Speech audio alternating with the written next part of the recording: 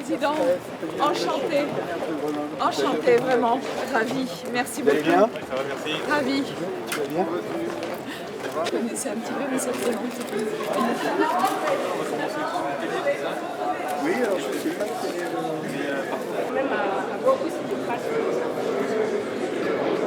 on va parler de donc ça, grâce à ça aussi. D'accord, mais C'est le lien. non. Ah, est-ce que vous êtes pas dans les On deux? n'est pas impliqué trop dans la suite. Après, exemple, comme ChatGPT, tout le monde. Voilà.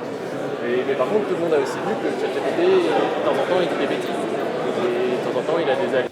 D'accord, donc c'est la spécificité. Et parfois, on va aller chercher des spécialistes de la sécurité.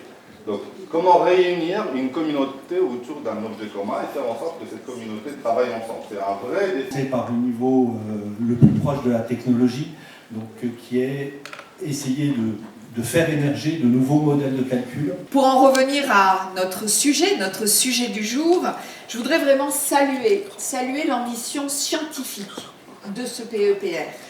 Il s'inscrit, je voudrais le rappeler, dans le cadre de cette deuxième phase de la stratégie nationale pour l'intelligence artificielle.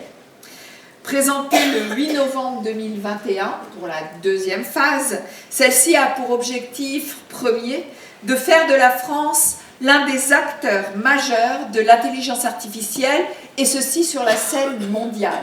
Alors, ce programme-là, effectivement, ce programme de recherche est de 73 millions d'euros, mais il est dans un cadre de stratégie nationale de l'intelligence artificielle. Donc, il y avait un premier plan de stratégie nationale d'1,5 milliard d'euros. Là, on est dans le deuxième plan depuis 2021, qui avait été annoncé par le président de la République en 2021, qui est un plan d'environ un peu plus de 1 milliard d'euros pour le deuxième plan. Et ce programme s'inscrit dans ce plan.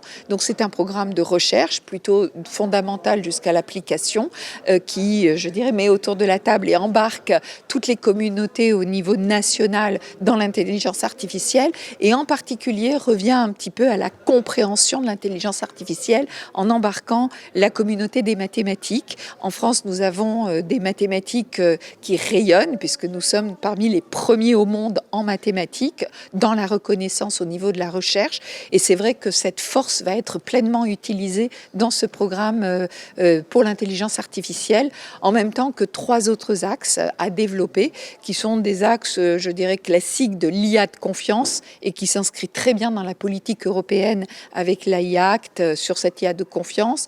Un IA frugal aussi, en baissant les consommations par rapport à l'impact environnemental et à toutes les applications que l'on pourra avoir à partir de l'intelligence artificielle. Et puis l'IA embarquée, qui rejoint un peu les deux autres, c'est-à-dire de faire finalement du traitement des données sur place, de ne pas envoyer les données dans des clouds ailleurs. Donc ça rejoint une certaine sécurisation des données qui sont traitées sur place quand on fait des véhicules autonomes, quand on fait énormément d'applications. Et puis la rapidité, puisque vous traitez tout sur place, donc les performances augmentent aussi. Donc on voit quelque chose de très cohérent avec finalement cette politique et les principes européens qui vont tendre dans ce projet. La spécificité grenobloise, elle est très importante. Déjà, vous avez ici un 3 IA, un cluster IA qui est très présente, qui a une caractéristique sur l'interdisciplinarité, donc qui est importante. Environ 1500 chercheurs qui cherchent vraiment sur l'intelligence artificielle, de nombreuses startups, des grands groupes aussi qui sont présentes dans la région grenobloise, donc toute cette chaîne de l'intelligence artificielle du fondamental à l'appliquer. Évidemment, vous avez l'Université Grenoble à Alpes avec les grands organismes de recherche, l'INRIA, le CEA, très implanté, et bien sûr le CNRS. Donc une richesse vraiment en recherche reconnue, et puis des applications.